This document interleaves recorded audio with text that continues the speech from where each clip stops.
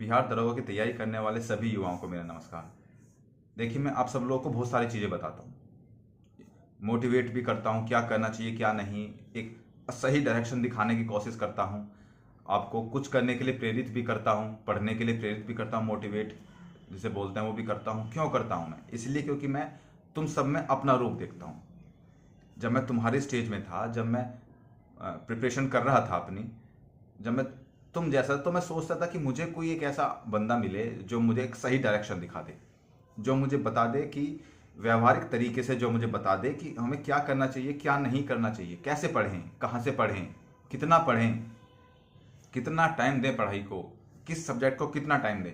मुझे कोई ये चीज़ बता दे एक बार व्यवहारिक तरीके से। हालांकि बताते सब लोग हैं, लेकिन वो बड़ी बड़ी बातें करते हैं, व्यवहारिक बात कोई नहीं करता। तो लेकिन मुझे ऐसा कोई बंदा नहीं मिला।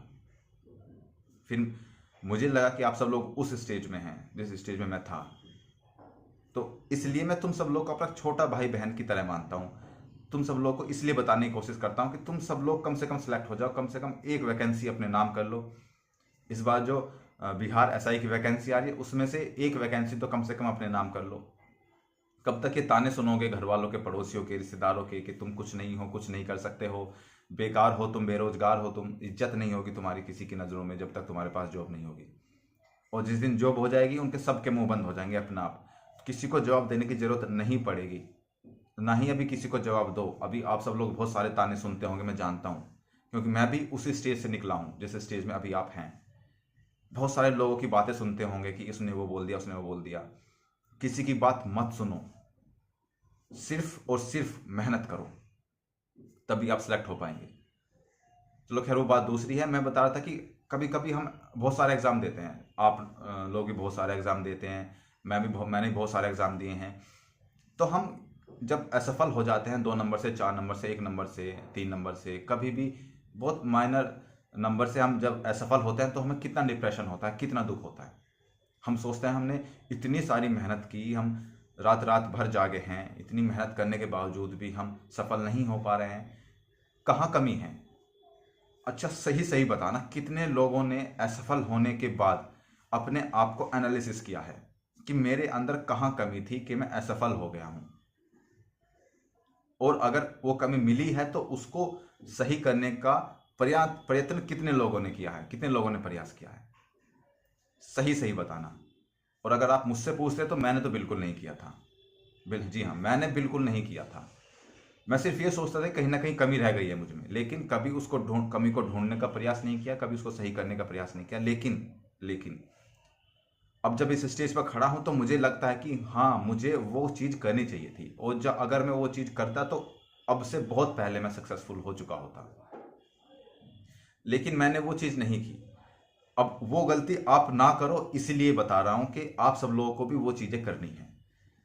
अगर आपने भी ये गलती की तो आप सफल नहीं हो पाएंगे दोस्त।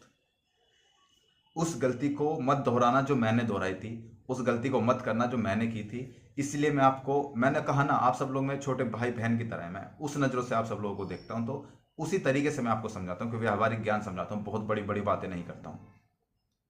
अगर आपने वो गलती एनालिसिस कर ली, उसको स्ट्रोंग बना लिया, तो आपका सिलेक्शन कोई नहीं रोक सकता। बहुत दुख होता है यार जब 2 नंबर से, 1 नंबर से हम रह जाते हैं। हम इतनी मेहनत करने के बाद भी हम 4-5 दिन बाद डिप्रेशन में चले जाते हैं, हम 4-5 दिन तक, और सोचते हैं कि अब हमें आगे तैयारी करनी चाहिए या नहीं करनी चाहिए, अब क्या करें क्या ना करें। फिर सोचते हैं छोड़ो यार, हम नहीं करते अब तैयारी, सब कुछ छोड़ने का मन करता है। लेकिन फिर 4-5 दिन बाद, 1 हफ्ते बाद, फिर हम सोचते हैं कि चलो ये वाला एग्ज़ाम आ रहा है, इस वाले एग्ज़ाम की फिर से तैयारी करते हैं। वो होते हैं असली योद्धा, जो गिरने के बाद भी खड़े हो जाते हैं। बहुत लोग वहां से क्विट कर जाते हैं, वो योद्धा नहीं होते। तो अगर आपको अपना एनालिसिस करना है, आपको सक्सेस चाहिए, सिलेक्शन चाहिए, तो अपना एनालिसिस करना ही पड़ेगा।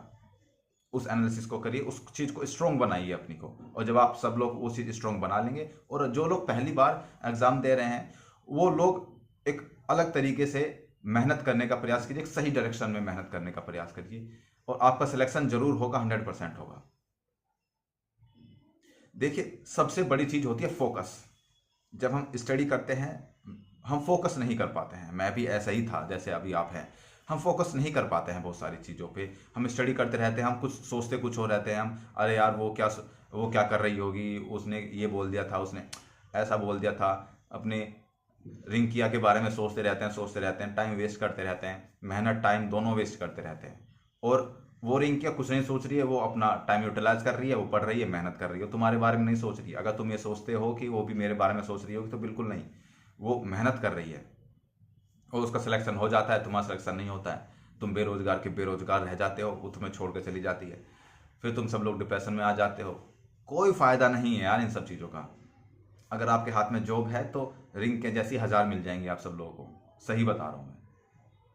अपनी पढ़ाई पर फोकस कीजिए। अभी जो आपका टाइम चल रहा है, ये टाइम का यूटिलाइज अगर आपने कर लिया ना, तो आपकी ज़िंदगी पूरी लाइफ आपकी संवर जाएगी। और अगर आपने यही टाइम गंवा दिया ना इन सब कामों में, इधर उधर में वेस्ट कर दिया आपने ये टाइम, तो आप कभी भी सफल नहीं हो पाएंगे, पूरे जिंदगी रोएंगे। ये बात लिख के ले लो। सिलेक्शन लेना है तो ये टाइम यूटिलाइज करना है। बहुत सारे भटकाव होते हैं, मैं जानता हूं, इस एज में बहुत सारे भटकाव होते हैं। आप कभी ये चीज़ सोचेंगे, कभी वो चीज़ सोचेंगे, लेकिन आपको कंट्रोल करना है अपने दिमाग को, आप कंट्रोल करना है अपने मन को। बहुत सारे विचार आपके मन में नहीं आने चाहिए कि हमें ये उसने ये बोल दिया, उसने ऐसा बोल दिया, हम वैसा करेंगे वैसा करेंगे। सिर्फ और सिर्फ पढ़ाई पढ़ाई और पढ़ाई, इस चीज़ पे फोकस रखो। यही टाइम है तुम्हारा यूटिलाइज करने का, यही टाइम है तुम्हारे सक्सेसफुल होने का। ये जो टाइम चल रहा है ना तुम्हारा, ये मोड़ है तुम्हारी ज़िंदगी का। अगर तुम सही डायरेक्शन में चले जाते हो, तुम्हारी ज़िंदगी बहुत बेहतरीन हो जाएगी। और अगर तुम गलत रास्ते पर चले गए ना दोस्त, तो यकीन मानिए नरक हो जाएगी ज़िंदगी तुम्हारी। कब तक तुम दूसरों के ताने सुनोगे कि तुम कुछ नहीं कर सकते? कब तक पड़ोसियों के, रिश्तेदारों के ताने सुनते रहोगे यार? इस बार एक सिलेक्शन, एक सीट मुझे पक्की करनी है, ये सोच के रखो। अपनी मेहनत को वो रंग दिखा दो, वो धार दे दो अपनी मेहनत की तलवार को, कि पेपर का सर कलम हो जाए पेपर आते ही। इस बार सिलेक्शन लेना है तो लेना है, चाहे कुछ भी हो जाए, कितनी भी मेहनत क्यों ना करनी पड़े, पूरी रात भर जागना पड़े, पसीना तक बहाना पड़े, मुझे फर्क नहीं पड़ता। मुझे सिलेक्शन चाहिए तो चाहिए बस। और चीज़ पे हमारा जो दिमाग है भटकाव नहीं होना चाहिए। हमारा फोकस सिर्फ और सिर्फ पढ़ाई होनी चाहिए। मैं बहुत चीज़ें कभी कभी कड़वी बोल देता हूँ, लेकिन वो चीज़ें तुम्हारे लिए बेनिफिट होगी, ये बात आप समझ लो।